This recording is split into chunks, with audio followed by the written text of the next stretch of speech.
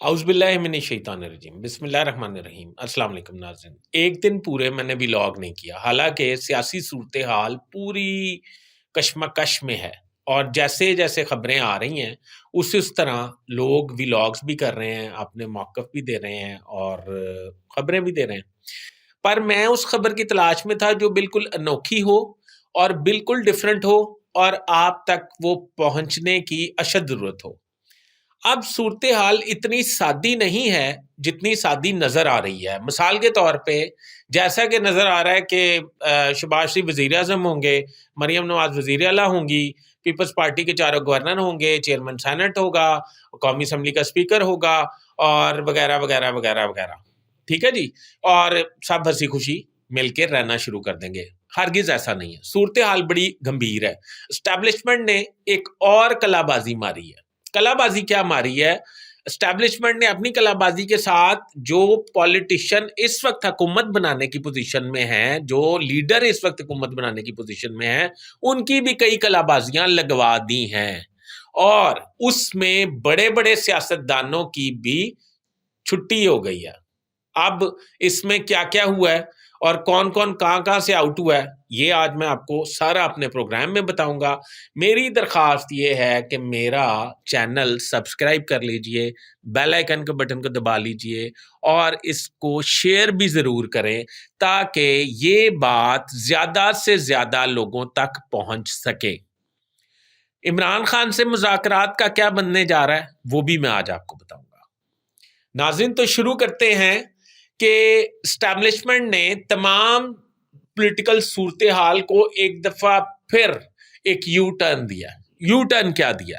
You turn یہ دیا ہے کہ صورتحال ہمارے سامنے تھی کہ پیپلز پارٹی اور مسلم لیگ نون میں پہلے نکاح ہوا، نکاح کے بعد ناراضگی ہوئی، ناراضگی کے بعد دوبارہ خوش مزاج طریقے سے صلح صفائی ہو گئی اور دونوں ہنسی خوشی رہنے لگ گئے اور عوام کا بیڑا غرق ہو گیا۔ ایسا نہیں ہے، دونوں آپس میں مل کر حکومت بنانے کی کوشش کر رہے تھے۔ کوشش اس طرح کر رہے تھے کہ مسلم لیگ نون اقتدار میں آئے گی اور آصف علی زرداری جو ہیں یعنی کہ پیپلز پارٹی جو ہے وہ ان کو سپورٹ کرے گی، مگر کیبنٹ میں حصہ نہیں لے گی، پر تمام آئینی عہدے لے گی، مطلب فل پروٹوکول، فل خرچہ پروگرام، فل اربوں روپے استعمال کریں گے، خربوں روپیہ ان کے ڈسپوزل پہ ہوگا، خربوں روپیہ ان کے پروٹوکولز پہ، ان کے لگژریز پہ خرچ ہوگا، پر ان کا عوام یا ملک کی کوئی بھی کسی قسم کی انتظامی ذمہ داری ان کے ذمہ نہیں ہوگی۔ یہ حل دیا آصف علی زرداری صاحب نے۔ مسلم لیگ نون نے سوچ بچار کی اور سوچا کہ اچھا کس طرح کرتے ہیں، اس طرح کرتے ہیں، اس طرح کرتے ہیں۔ انہوں نے کہا نہیں جی، پنجاب کا گورنر شپ ہم آپ کو نہیں دیں گے۔ اس پہ بات شروع ہو گئی، اچھا جی ہم اس طرح کرتے ہیں کہ آپ کو صدر جو ہیں وہ مسلم لیگ نون کے ہوں گے، وہ پیپلز پارٹی کے نہیں۔ اس پہ بھی بات شروع ہو گئی، اس پہ مذاکرات جاری ہو گئے۔ جب مذاکرات جاری ہو گئے تو اسٹیبلشمنٹ نے ایک دم سجی دکھا کے کھبی ماری ہے۔ وہ کیا؟ اصل بات یہ ہے، سجی دکھا کے کھبی یہ ماری ہے کہ اسٹیبلشمنٹ نے پیپلز پارٹی کے صدارتی امیدوار، متوقع صدارتی امیدوار آصف علی زرداری یا فریال تالپور صاحبہ کو بالکل کراس کا نشان لگا دیا۔ وہ بھی اب نواز شریف کے بعد آؤٹ ہیں۔ آصف علی زرداری صاحب ایوان صدر نہیں جا سکیں گے، فریال تالپور صاحبہ جو ہیں وہ ایوان صدر میں نہیں بیٹھ سکیں گی۔ اس کی کیا وجہ؟ اس کی وجہ یہ ہے کہ یہ ایک آئینی عہدہ ہے اور اس میں کئی قانون سازی اور کئی بل جو ہیں وہ صدر کے اختیار میں ہوتے ہیں کہ وہ اس پہ یس نو کی طاقت رکھتا ہے یا یس نو کر سکتا ہے یا اس کی اپروول دے سکتا ہے۔ پچھلے دور میں عارف الوی نے مختلف ٹائموں میں اسٹیبلشمنٹ کو ٹف ٹائم بھی دیا ہے، جہاں انہوں نے پرو اسٹیبلشمنٹ احکامات مانے ہیں، انہوں نے تھوڑا ٹف ٹائم بھی دیا ہے، تھوڑی ہلوجت کا مظاہرہ بھی کیا۔ اب وہ ایسے کوئی کام نہیں چاہتے، وہ بالکل ہلوجت پسند نہیں کرتے۔ وہ یہ چاہتے ہیں کہ فوری طور پر ایسا صدر ہونا چاہیے جس طرح مثال کے طور پہ نگران وزیر اعظم انوار الحق کاکڑ صاحب، جن کا نہ قانون سازی میں کوئی عمل دخل ہو، جن کا نہ کوئی انتظامی معاملات میں عمل دخل ہو، اس قدر بے اختیار کہ پرنسپل سیکرٹری انوار کاکڑ صاحب اپنے کلاس فیلوز کو لگانا چاہتے تھے کوہاٹین کالج میں پڑھنے والے دوستوں کو. شہزاد بنگش جو اس وقت سیکرٹری ہاؤسنگ ہے اس کو لگانا چاہتے تھے.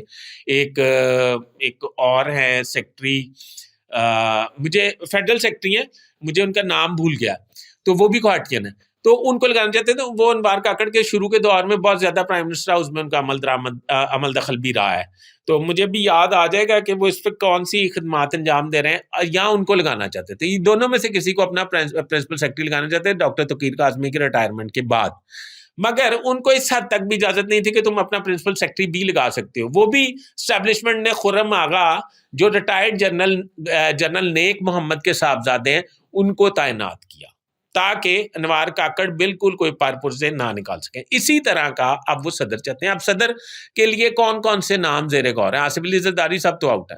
صدر کے لیے انوار کاکڑ کا نام ہی زیر غور ہے. کیسی حیرت کی بات ہے, انوار کاکڑ یا انوار کاکڑ جیسا کوئی اور, یا صادق سنجرانی, مطلب for ever green پٹھو. Sadiq Sanjrani صاحب جو ہیں وہ پر تول رہے ہیں وزیر اعلیٰ بلوچستان بننے کے لیے, پر میرے خیال انہیں صدر بنا دیں گے. چل کوئی نہیں بچے, تم ادھر انجوائے کرو, صدر ہاؤس میں کھیلو کودو, کوئی ایسی بات نہیں ہے. تو ایوان صدر میں انجوائے کرو, چل مارو. اسلام آباد کا, پاکستان کا سب سے امپورٹنٹ اور سب سے بڑا گھر آپ کو دیا کیونکہ تم ہمارے چہیتے ہو.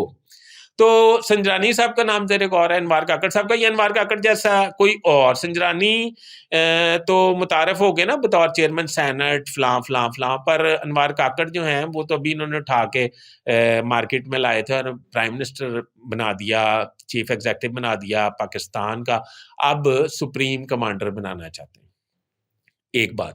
دوسری بات, منسٹر فائنانس جو اس کے بعد امپورٹنٹ ہوتا ہے, وہ بھی اسحاق ڈار صاحب وہاں سے بھی آؤٹ ہیں. اسحاق ڈار صاحب کے نام پہ بھی کراس لگ گیا ہے, وہ بھی اب منسٹر فائنانس نہیں بن سکیں گے. ویسے مسلم لیگ نون چاہ رہی ہے کہ احسن اقبال صاحب کو منسٹر فائنانس بنا دیں, پر میرا نہیں خیال ذاتی طور پہ احسن اقبال صاحب بھی منسٹر فائنانس بن سکیں. میرا یہ خیال ہے کہ ایک تو جس طرح آپ کو پتا ہے کہ فار ایور گرین ہے, اور مطلب کیا کہنا چاہیے, جو میں نے ابھی سنجانی صاحب کے بارے میں کہا تھا کہ پٹھو ہیں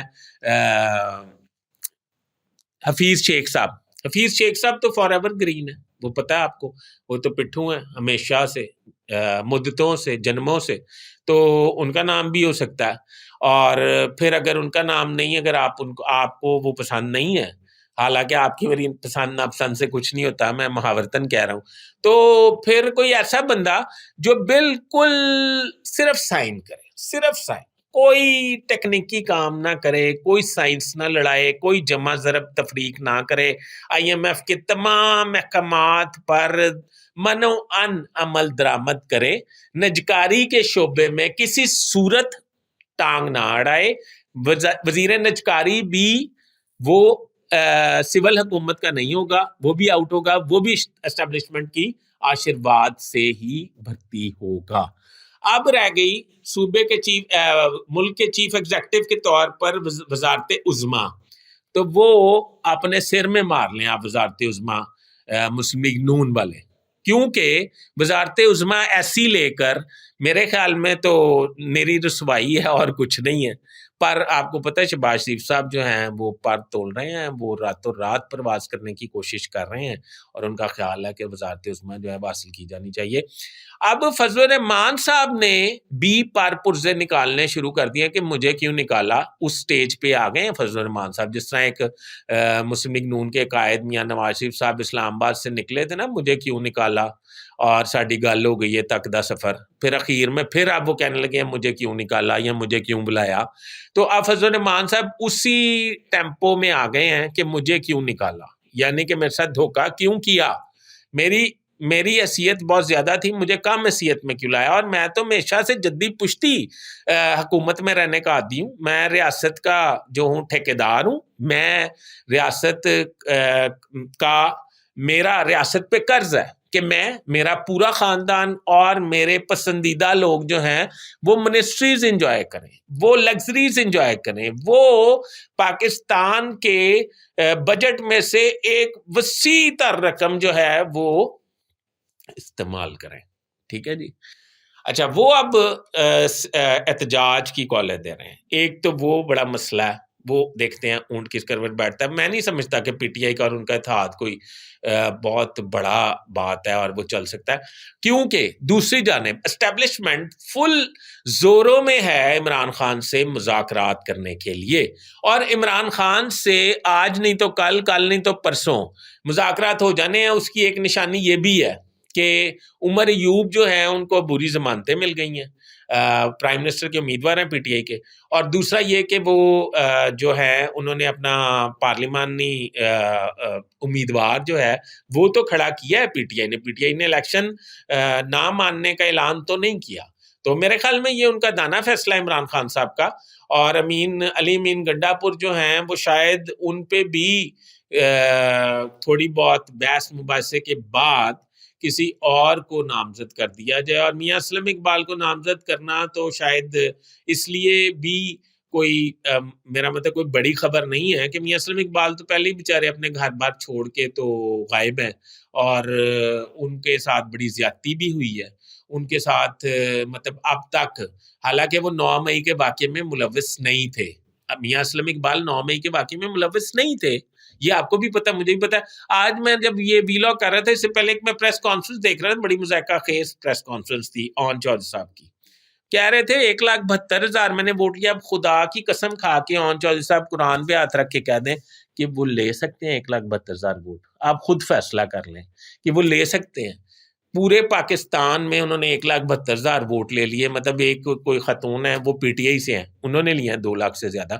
تو آن جو سب کہہ رہے ہیں تو میں جیت گیا تھا تو پھر میں ہارا کیسے, اور یہ کالے کوٹ کا غلط استعمال ہو رہا. یہ اس طرح کے لوگ میرے خیال اپنا مذاق اور تمسخر نہیں اڑانا چاہیے. جو بات ہاتھ پایا سی نہیں پیا تو کوئی گل نہیں. مطلب آپ تو 100 ووٹ نہیں لے سکتے بھائی. آپ کہہ رہے ہیں میں 1,72,000 ووٹ لے کے جیت گیا تھا. بہرحال عمران خان صاحب سے جس دن مذاکرات ہو گئے اس دن پی ڈی ایم کی حکومت جو ہے وہ ڈاواں ڈول ہو جائے گی. یہ عارضی حکومت ہے, یہ زیادہ دیر تک نہیں چل سکے گی. اس میں مجھے آپ کی رہنمائی درکار ہوگی, اور میں یہ چاہتا ہوں کہ آپ اپنی رہنمائی کریں کمنٹس میں, تاکہ میرے لیے وہ مشعل راہ بن سکے اور مجھے آئندہ آنے والے پروگرام کے لیے اپنی غلطیاں درست کرنے کا موقع مل سکے. ابھی تک کے لیے اتنا ہی. اپنے ہوسٹ فیصل ادریس بٹ کو اجازت دیجیے. اللہ حافظ.